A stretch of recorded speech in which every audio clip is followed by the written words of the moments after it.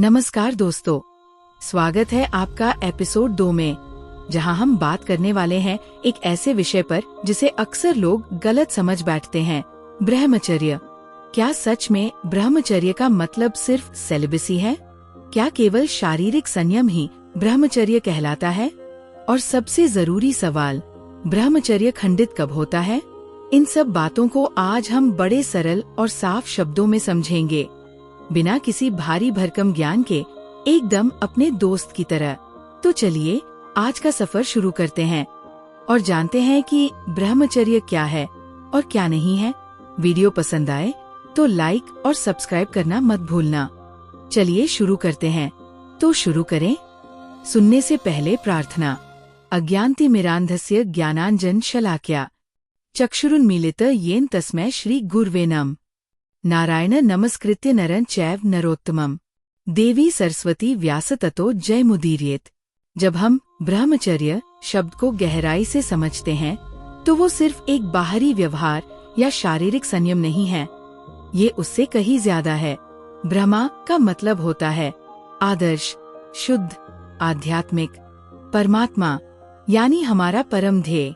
और चर्य का अर्थ है आचरण या विचरण, यानी जीवन में उसका पालन और अभ्यास।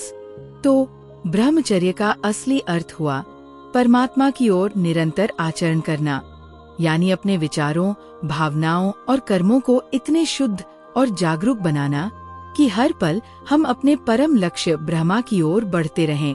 ये सिर्फ इंद्रिय संयम नहीं, बल्कि एक आदर्श आध्यात्मिक जीवन शैली है, जिसमें हम अपने भीतर की यात्रा पर निकलते हैं। ब्रह्मचर्य कोई अंतिम लक्ष्य नहीं, बल्कि परम लक्ष्य की ओर जाने वाला मार्ग है। लोग जीवन में कई चीजों के पीछे भागते हैं, धन, भोग, सुंदरता, प्रसिद्धि या फिर ब्रह्मचर्य और वैराग्य। पर सच तो ये है कि ये सभी भौतिक चीजें यहीं छूट जाएंगी। अगर ब्रह्मचर्य का पालन केवल इन सांसारिक लाभों के लिए किया जाए तो ये सिर्फ अपने ट्रेन के डिब्बे को सजाने जैसा है। आखिरकार उतरना तो सबको है, तो क्यों न ब्रह्मचर्य को जीवन के सबसे ऊंचे आध्यात्मिक ध्येय की प्राप्ति के लिए अपनाया जाए। रास्ते में सुख सुविधाएं मिलेंगी, लेकिन बुद्धिमान व्यक्ति उनसे मोहित नहीं होता, वो सिर्फ अपने परम लक्ष्य पर केंद्रित रहता है। इससे पहले कि हम ये समझे कि क्या है ब्रह्मचर्य, हमें ये जानना जरूरी है कि ब्रह्मचर्य क्या नहीं है। बहुत से लोग आज ब्रह्मचर्य को लेकर भ्रम में हैं। लोग सोचते हैं अगर मैं सिर्फ हस्तमैथुन नहीं करता तो मैं ब्रह्मचारी हूँ, या अगर मैं मैथुन से दूर हूँ तो मैं ब्रह्मचर्य का पालन कर रहा हूँ। लेकिन क्या यही ब्रह्मचर्य है? नहीं, बिल्कुल नहीं। सिर्फ वीर्य को न गिरने देना ब्रह्मचर्य नहीं है। ये तो एक बहुत ही सतही और अधूरी समझ है। कुछ लोग तो कहते हैं मैं मैथुन कर लेता हूँ लेकिन वीर्य को रोक लेता हूँ, तो क्या मैं ब्रह्मचर्य में हूँ? नहीं, ये तो सीधी सी बात है, मूर्खता है। ये ब्रह्मचर्य का मजाक है। दरअसल ये सब विचार पश्चिम से आयातित है, जहाँ नो फैप और सेमेन रिटेंशन जैसे चलन बने। इनमें केवल बाहरी नियंत्रण की बात होती है, पर अंदर की गंदगी, अंदर की वासना, वो जस की तस बनी रहती है। आप शराब पीते रहें, जुआ खेलते रहें, सोशल मीडिया पर सॉफ्ट पोर्न देखते रहें और सिर्फ वीर्य को रोक कर रखें, तो क्या ये ब्रह्मचर्य है? बिल्कुल नहीं। ब्रह्मचर्य एक संपूर्ण जीवन शैली है। ये केवल शारीरिक संयम नहीं, बल्कि मानसिक, भावनात्मक और आत्मिक शुद्धता की ओर एक यात्रा है। तो अगली बार जब कोई कहे मैं ब्रह्मचारी हूँ क्योंकि मैं हस्तमैथुन नहीं करता, तो उनसे पूछिए क्या मन भी ब्रह्मचारी है? ब्रह्मचर्य सिर्फ एक शब्द नहीं, बल्कि एक विज्ञान है। शरीर, मन और पूरे जीवन पर संपूर्ण नियंत्रण का विज्ञान। ये वो पथ है जिसे अपनाकर ऋषि मुनियों ने दिव्य शक्तियाँ प्राप्त की।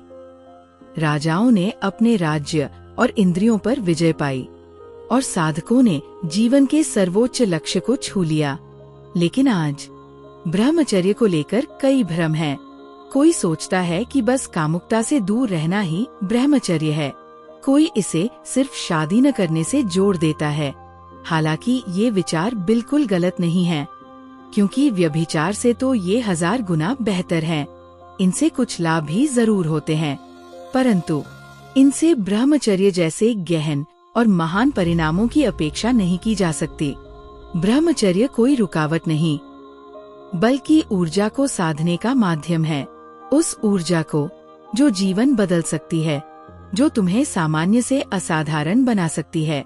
अभी प्रश्न यह आता है कि ऐसा क्यों? आखिर ऐसी क्या विशेष बात है ब्रह्मचर्य में कि उससे इतने महान परिणामों की प्राप्ति हो सकती है?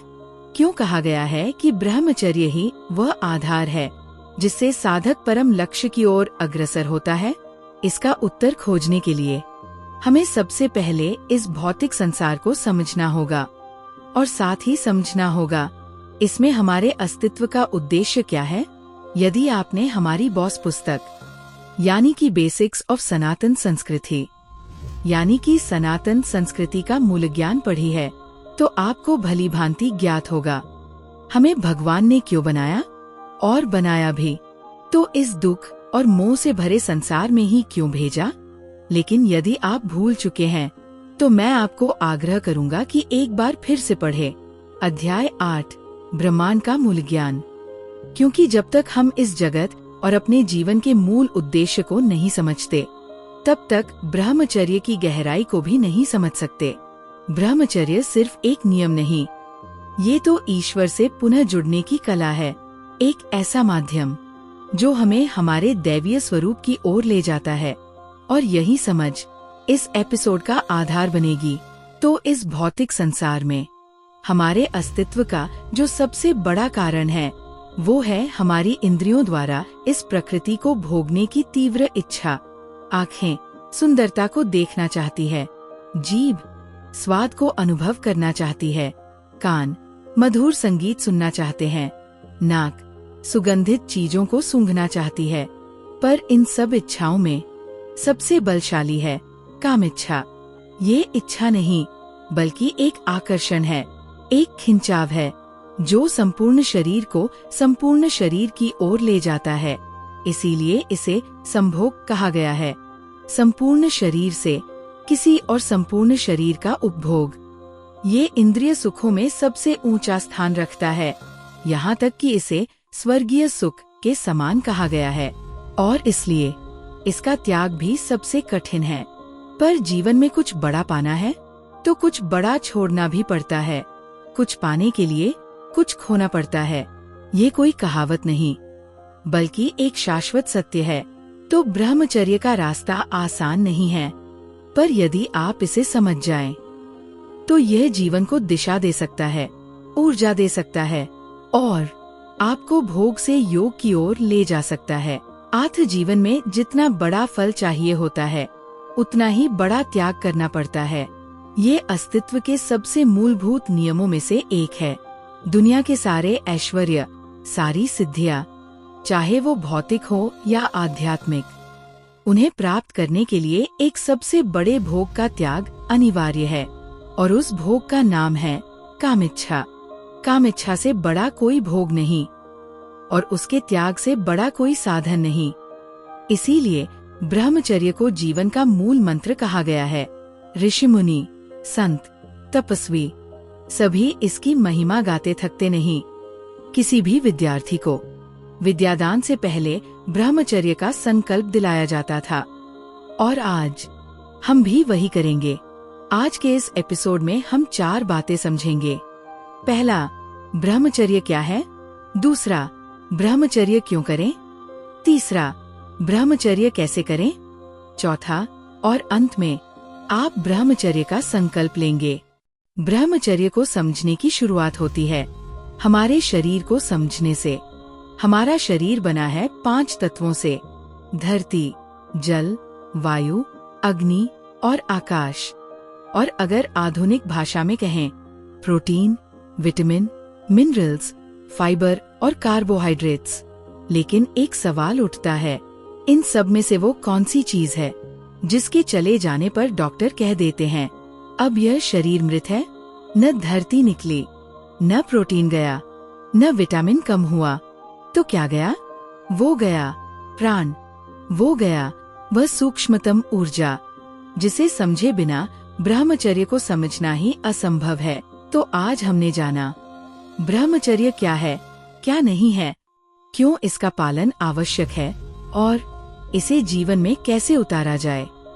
ये केवल एक त्याग नहीं है, बल्कि ये एक ऊर्जा को संचय करने की कला है, एक ऐसा आत्मिक अनुशासन जो न केवल शरीर को बल्कि मन और आत्मा को भी शक्तिशाली बनाता है। पर ये ऊर्जा आती कहाँ से है? वो शक्ति जो हमारे भीतर पल पल बह रही है, वो है प्राण। और जब तक हम प्राण को नहीं समझेंगे, तब तक ब्रह्मचर्य का सार भी अधूरा रहेगा। इसलिए अगले एपिसोड में हम गहराई से समझेंगे प्राण की समझ। प्राण क्या है? प्राण की मात्रा क्या दर्शाती है? प्राण का स्थान कहाँ है शरीर में?